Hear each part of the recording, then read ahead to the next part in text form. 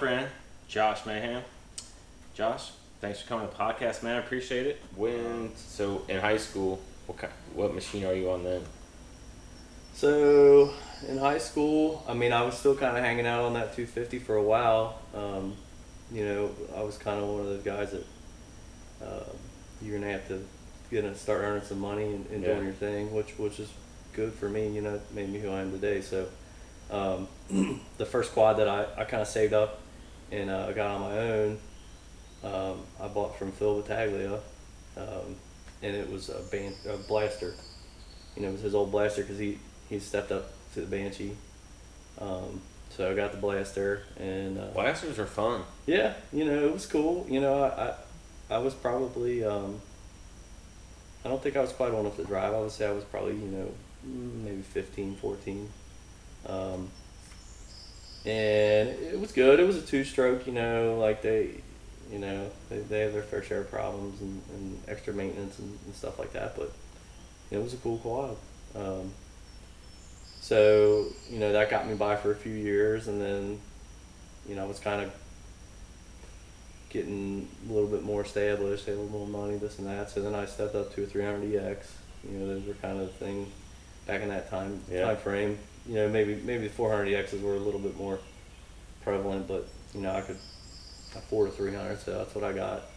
And it probably lasted me a year, and then I went. I think I went to a Raptor after that.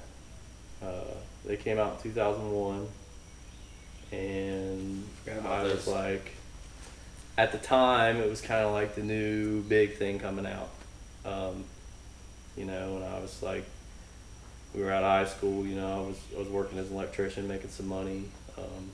So I got the Raptor, and it didn't pan out. I mean, they weren't, there was a lot of hype, or maybe it was from my perspective, it seemed like there was a lot of hype or whatever, but They look cool. yeah. And they were okay, but okay, at the same time, as I'm progressing to, be able to afford nicer machines and stuff like that, I've been riding now for, 8-10 years, so I'm looking for something that's gonna, get the job done, and those things were just really top heavy. They had starter issues, the swing arms would crack on them, just didn't completely pan out, but you can fix a lot of stuff, whatever. So I hung out with that thing for a couple years, and then I got a 400EX. One of the main place that we would ride back then was Livingston. A lot of people have heard that name. A lot of people have been around the scene for a while. It's been gone for a long time now, but Livingston was the place, and met some guys down there that had a 400EX disassembled in boxes back in his garage. So, didn't ask too many questions on that one. Yeah. I think he wanted like $1,500, which was like a deal at the time. So, we went down to London, down to this old hillbilly's garage, and he gave me a bunch of boxes of parts, which worked out good for me because that was the same time that I was starting to get into cross country, and starting to step up my game a little bit. So I just right off the bat made a stroker motor, gusseted the frame, got the frame powder coated, all new fenders, new shocks, just kind of really put together a decent bike. So that was like really my first machine that was like set up, ready to go. And that just kind of got me into racing. GNCC, Kentucky Hare Scramble Series. Back then, Early Wine Raceway, like they used to, I don't know if you know Early Wine, it's out towards Maysville, but he used to live close to there, but not in that same location. And he used to have cross-country races at his farm because he used to race GNCC too. So, that all kind of evolved into that stuff.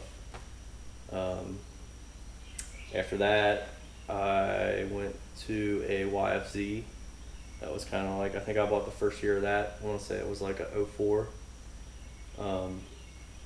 And it almost kind of was the same thing as a Raptor. It was a better performer. The 450s, I mean, they're awesome machines no matter which make you're talking really, because they had dual overhead cams and you know, the high compression, like they basically at that time frame they kind of took what used to be the performance that everybody knew from a 2-stroke, and now you could get out of 4-stroke, but you gain the dependability with it too. Right. You know, so stepped up to the YFZ, and it was a pretty good bike, but you know, I don't know, I had decent luck with it, but you know, ran that for a while, and then the 450Rs came out like a little bit after the YFZs, so ended up moving over to 450R, and that was like that was the best quad I ever had. I mean, but again, it was, you know, I had a couple of them, but you know, they at that time I was you know, I was pretty heavily involved in the cross country stuff, and I had some sponsors, you know, so I was getting some good parts, you know, getting the suspension set up just, you know, specific for me, and you know, had a shop that I was riding for, and they were really good. Like they would, you know, if something wasn't good with the bike, like I could send it to Jim K. Wood. He was the guy that owned it, and you know, he would take it back to his shop and just work on it, and I would just meet him at the next race, and he would bring my bike to me. So that was awesome, you know. Yeah. And that was when, you know, I was running like some A class, some pro class, just depending on like what series you go to. You know, a lot of them break them up different ways and stuff like that. But you know, I was into it pretty heavy at that time. That was my thing, you know.